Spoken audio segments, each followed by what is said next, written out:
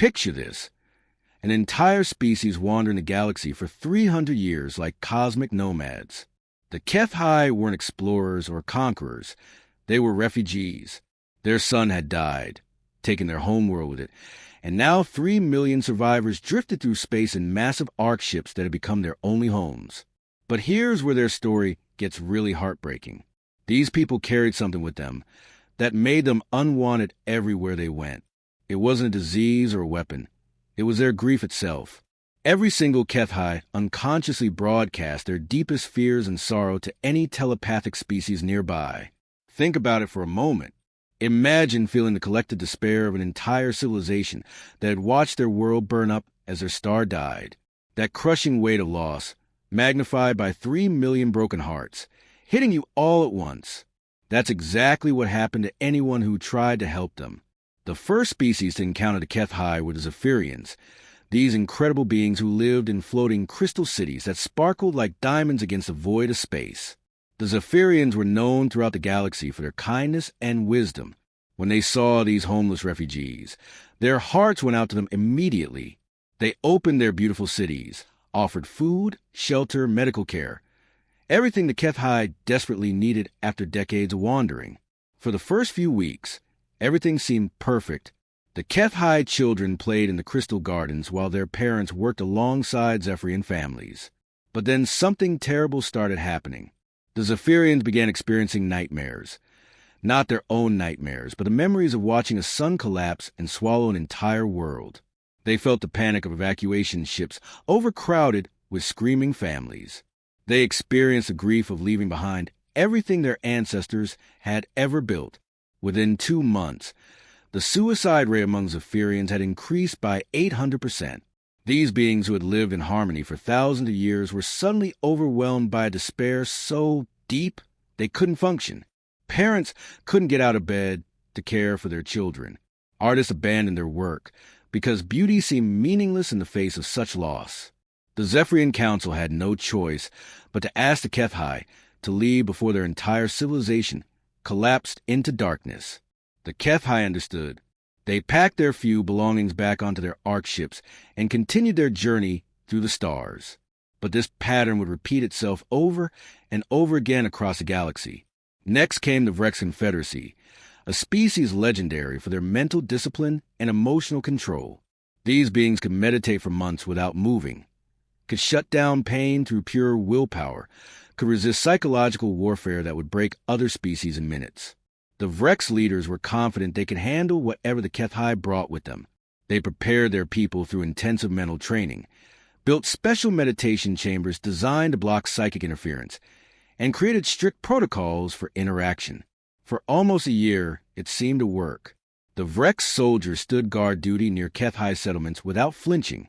Their meditation masters taught classes, while HFY families lived just meters away. But even the legendary Vrex discipline had its limits. The constant psychic pressure was like trying to hold back an ocean with your bare hands.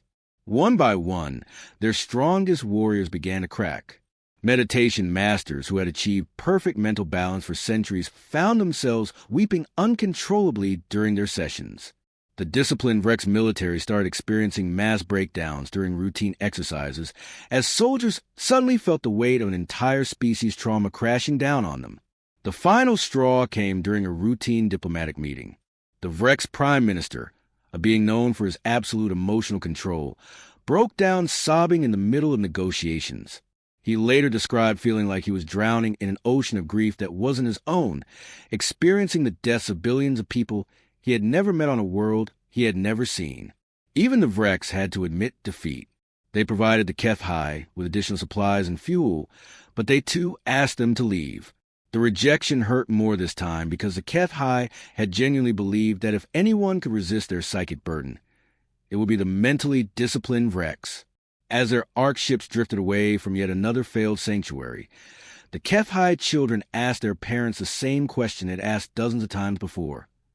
Where will we go next? The adults had fewer and fewer answers. With each rejection, their hope grew smaller, and their despair grew stronger, making their psychic burden even heavier for the next species that might try to help them. Every single time, the pattern was identical. It became so predictable that the HFY could almost set their clocks by it. First came the sympathy. Every species they encountered felt genuine compassion for these homeless wanderers.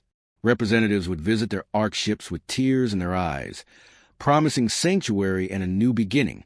The media of each world would run heartwarming stories about opening their hearts to refugees who had lost everything. Then came the unease. It started small. A few reports of unusual nightmares among the local population. Mental health clinics noticed a slight uptick in depression cases.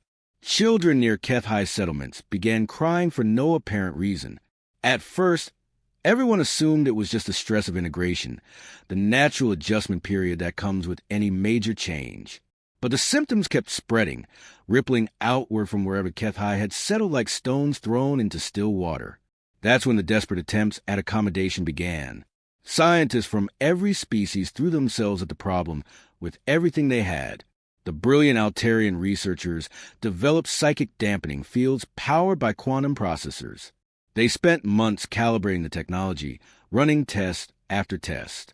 But the fields either had no effect at all, or they worked so well that they completely cut off the HFY from any emotional connection, leaving them in a horrible state of emotional numbness that was almost worse than their grief. The Mechanical Nexus Collective tried a different approach. They built massive isolation domes with walls 3 meters thick, lined with materials designed to block all forms of psychic energy. The HFY volunteers who tested these facilities reported feeling like they were living in tombs. Meanwhile, the psychic despair somehow leaked through anyway, affecting Nexus engineers working on the project's outer perimeters. How do you shield an entire planet from psychic despair? It turned out to be an impossible question. The HFY's emotional broadcast didn't follow the normal rules of psychic phenomena that scientists understood. It wasn't directional like telepathic communication, wasn't limited by distance like most psychic abilities, and couldn't be blocked by traditional mental shields. It was more like emotional radiation that seeped through every barrier they could devise. The Galactic Council finally stepped in, declaring the HFY situation a crisis that threatened galactic stability. They established research stations in empty star systems, bringing together the brightest minds from dozens of species. These facilities had everything: unlimited funding, the most advanced technology in the galaxy, and researchers who had solved problems that seemed impossible before. But even these brilliant scientists couldn't work near the HFY without breaking down completely. Research teams would arrive confident and determined, ready to crack this puzzle once and for all. Within weeks, they'd be requesting transfers or taking indefinite medical leave.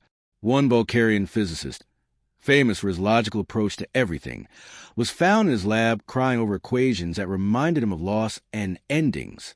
A crystalline researcher, whose species barely understood the concept of death, suddenly became obsessed with mortality after spending just 3 days studying HFY brain scans. The most heartbreaking part was that the HFY understood exactly what they were doing to others. They weren't naive or hopeful about their condition. They had lived with this curse for 3 centuries, watching it destroy every relationship they tried to build. Their ambassadors would arrive at each new world already preparing for disappointment.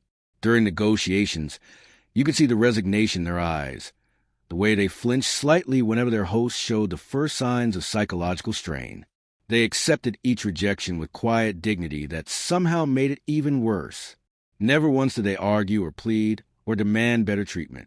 When a species finally asked them to leave, the HFY would simply nod, thank them for trying, and begin the slow process of packing up their lives once again. Some of their children had been through this routine so many times they could predict exactly how long each species would last before giving up, but you could see their people losing hope with every failed attempt. The suicide rate among their population climbed steadily. Their art became darker and more desperate. Their music, once filled with songs about their lost homeworld, gradually shifted to melancholy pieces about eternal wandering and rejection. Support groups formed on their ARC ships specifically for people who were losing the will to continue living. The children suffered most of all.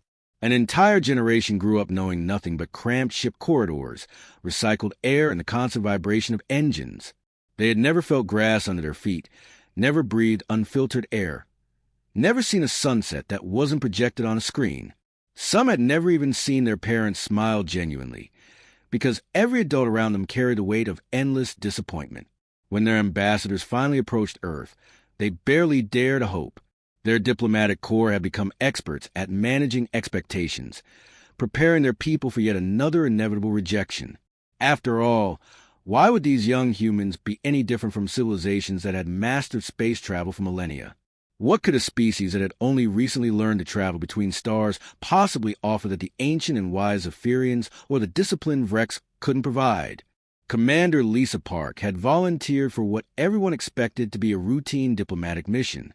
She was a veteran officer who had handled first contact situations before, known for her steady nerves and professional demeanor.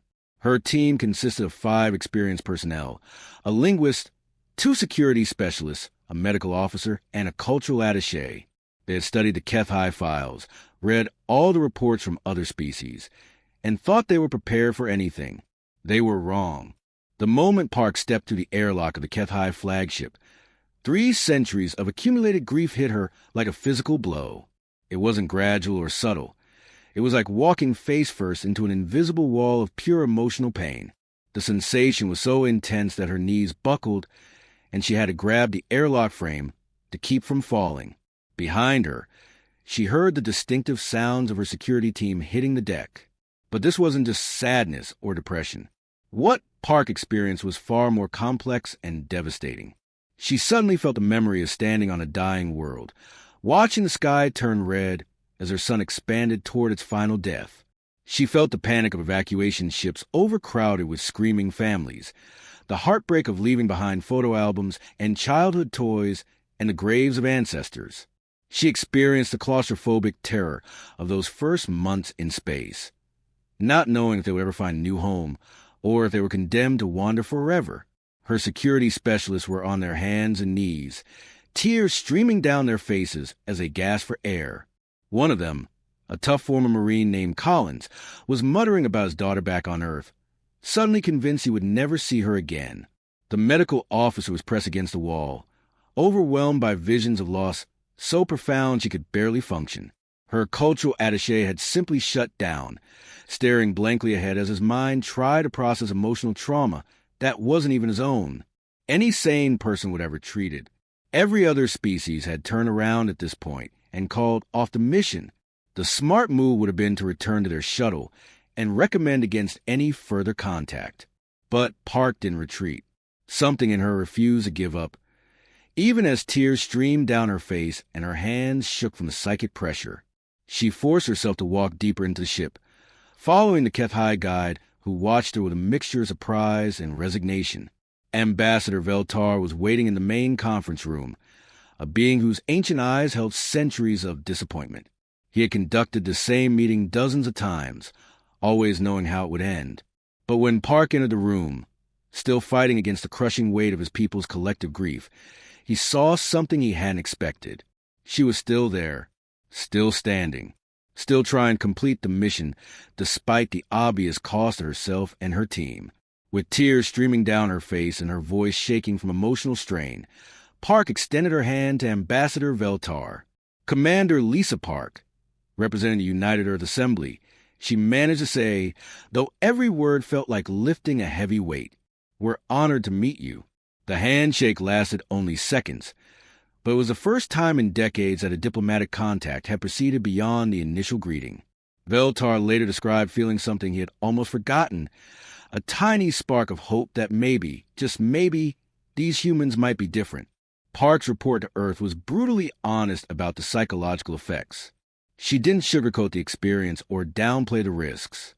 Her team had required extensive psychological counseling after just 2 hours aboard the HFY ship. The medical officer was on stress leave for 3 weeks. Colin still woke up screaming some nights, convinced his family was in danger. But despite all of this, Park's recommendation was crystal clear. Humanity had to try. The Earth Assembly debates lasted for weeks. Politicians argue about the risks to human mental health, the cost of potential failure, and whether humanity was ready to take on such a massive responsibility. Some representatives worried that the HFY's condition might be contagious, spreading from human colonies to Earth itself. Others questioned whether it was even possible to help a species that had defeated the galaxy's most advanced civilizations. That's when Dr. James Rodriguez proposed something radical. Rodriguez wasn't just any scientist. He was a trauma specialist who had spent his career studying how humans recover from devastating experiences. He had worked with survivors of natural disasters, war veterans, refugees from climate catastrophes, and victims of every kind of loss imaginable. His research had shown him something remarkable about human psychology. Maybe humanity's own brutal history had created a kind of psychological armor, he suggested. Think about it. Humans had survived ice ages, plagues, world wars, nuclear disasters, climate change, and countless other catastrophes that should have destroyed them completely. Every generation had faced seemingly impossible challenges, and somehow found ways to adapt, survive, and even thrive. Rodriguez theorized that this constant exposure to trauma had created unique mental resilience in humans. While other species might have evolved in more stable, peaceful environments, humans have been forged in the fires of endless struggle. Maybe they were uniquely equipped to handle this kind of emotional trauma because they had survived so much of their own. The theory was controversial and unproven, but offered the first real hope that anyone had found in 3 centuries. If Rodriguez was right, then humanity might actually be able to succeed where ancient, wise civilizations had failed. The frontier colony on Kepler, 442c, was exactly paradise. 15,000 settlers had carved out a harsh existence on a world that seemed determined to kill them at every turn. The atmosphere was breathable, barely, but the weather patterns were unpredictable and violent. Equipment broke down constantly in the corrosive environment. Supply ships from Earth arrived months late, if they arrived at all. These people had already survived 3 major equipment failures that nearly wiped out the entire colony, 2 devastating crop failures that left them eating emergency rations for months, and years of isolation that would have driven most people insane. But when Dr. Rodriguez's theory needed testing, Kepler 442c was the first colony to volunteer. Colony Administrator Beth Walsh put it simply during the emergency council meeting. We've already been through hell and back together. If anyone can handle some extra emotional baggage, it's us. The colonists spent weeks preparing for the arrival of the first HFY transport. They set up temporary housing in the industrial sector, organized medical facilities, and briefed everyone on what to expect. But nothing could have really prepared them for what happened when that transport ship landed on the dusty plains outside New Cambridge. The moment the HFY stepped off their ship, the familiar wave of crushing despair hit the human settlement like a psychological tsunami. Workers in the fields suddenly dropped their tools and began weeping for reasons they couldn't understand. Children playing in the settlement square burst into tears, overwhelmed by visions of a burning world they had never seen. The local clinic was flooded with people experiencing panic attacks, convinced that their own world was about to be destroyed. For the first 24 hours, it looked like Kepler 442c would join the long list of failed sanctuaries.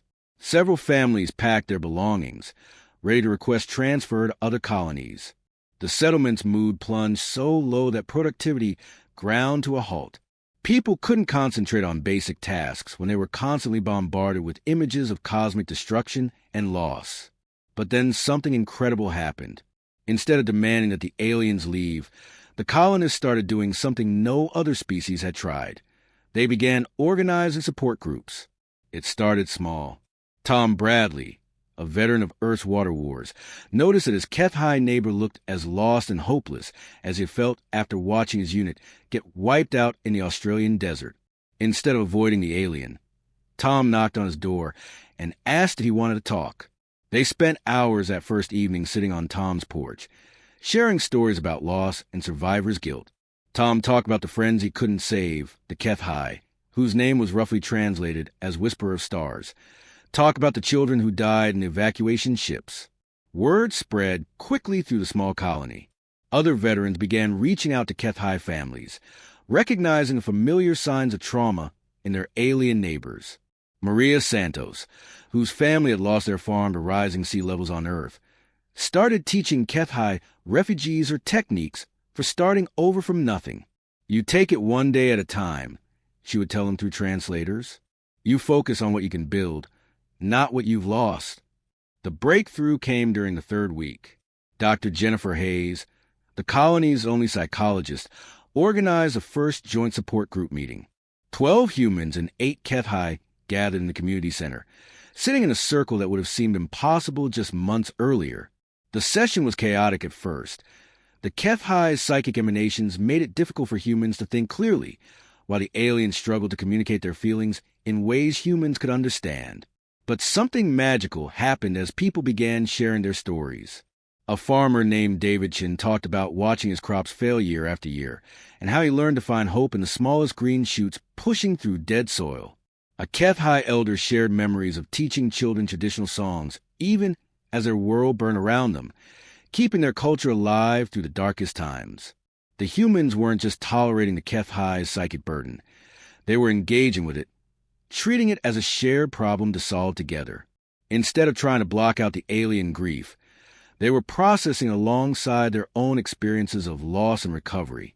The colony's support groups grew from one meeting per week to daily sessions, with humans and HFY working together to develop coping strategies that work for both species. The children were the first to show real progress. Human kids, with their natural resilience and adaptability, began playing games with young HFY that somehow helped both groups process their fears. They created elaborate stories about heroes who lost their homes but found new ones, adventures that ended in hope rather than despair. For the first time in centuries, HFY children began to laugh. Real laughter, not the hollow sound they made while trying to pretend everything was okay. Even more remarkably, their psychic emanations started shifting from pure despair towards something more complex. The crushing weight of grief was still there, but was beginning to mix with other emotions. Curiosity about their new world, gratitude for human kindness, and tiny sparks of hope for the future. The change was so gradual that nobody noticed at first.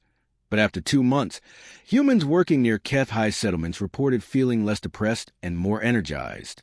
Dr. Hayes documented everything, sending regular reports to Earth that amazed the scientific community. The HFY weren't just being tolerated, they were healing. And somehow, in the process of helping the aliens deal with their trauma, the humans of Kepler, 442c, were discovering new depths of their own resilience and compassion. The success wasn't without setbacks. There were still bad days when the psychic pressure felt overwhelming, when both species struggled with depression and anxiety. But they faced these challenges together, developing techniques that actually began to heal both humans and HFY. News of humanity's success on Kepler, 442c, spread to the galaxy faster than anyone expected.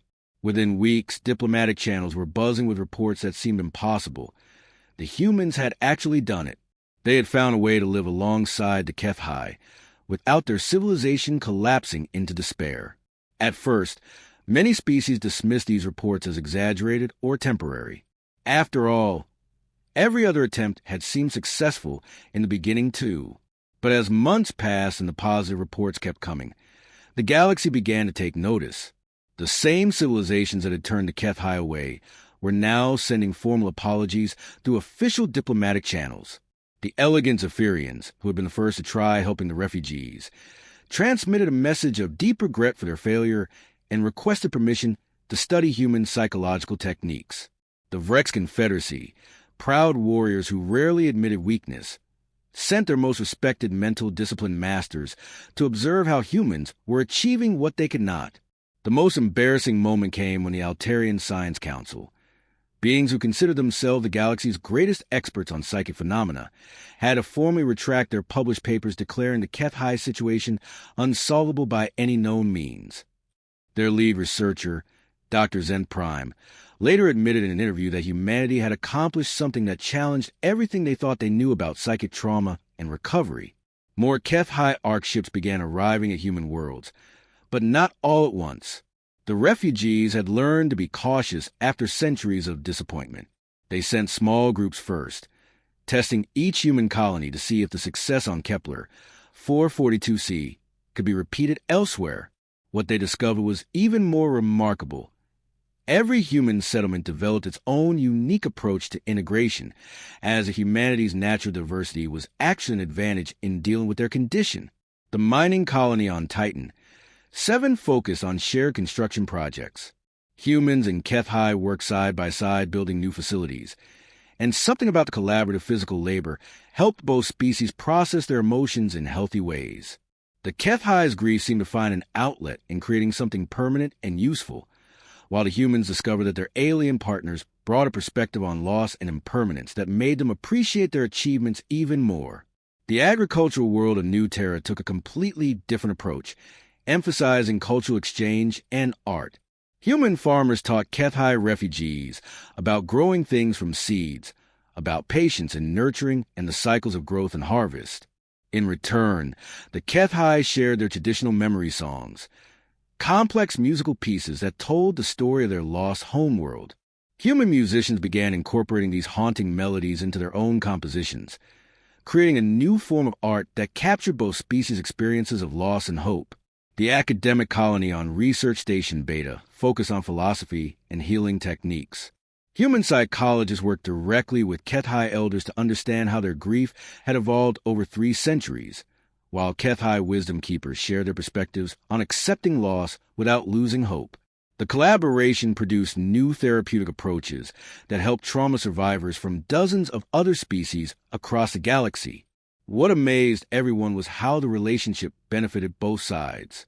The HFY's unique perspective on loss and renewal began influencing human philosophy in profound ways. Human thinkers started incorporating ideas about impermanence and collective memory into their work, leading to new schools of thought about how civilization should prepare for and recover from catastrophic change. Meanwhile, human trauma recovery techniques help an entire species begin processing centuries of accumulated grief in healthy ways rather than just carrying it as an endless burden.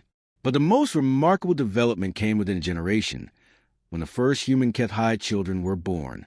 These hybrid offspring inherited psychic abilities from their HFY parents, but instead of broadcasting despair, their mental emanations were naturally attuned to hope, resilience, and healing. Scientists were baffled by how this was possible, but the results spoke for themselves. These children became living bridges between species. Their psychic presence somehow filtered and transformed the HFY's grief broadcasts, making it possible for other species to interact safely with the refugees for the first time in centuries.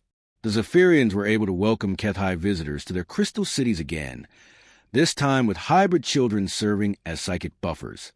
The Vrex military began joint training exercises with HFY warriors, finding that the aliens' perspective on loss actually made their soldiers more resilient rather than weaker. Within 50 years, HFY settlements existed on over 200 human worlds, each one contributing something unique to the communities that welcomed them. Their memory songs became part of human cultural heritage. Their philosophical insights about impermanence influenced everything from architecture to government policy. Their experience with loss and recovery made them invaluable counselors for other refugee populations across the galaxy. The galaxy watched in amazement as humanity, barely 5 centuries into space travel and still considered youngsters by galactic standards, accomplished what ancient civilizations had deemed impossible. They had taken a people's greatest weakness and transformed it into a source of strength that enriched everyone it touched. The HFY were no longer wandering refugees carrying a curse of despair. They had become valued partners in building a more resilient and compassionate galactic community, all because one species was willing to sit with their pain instead of running from it.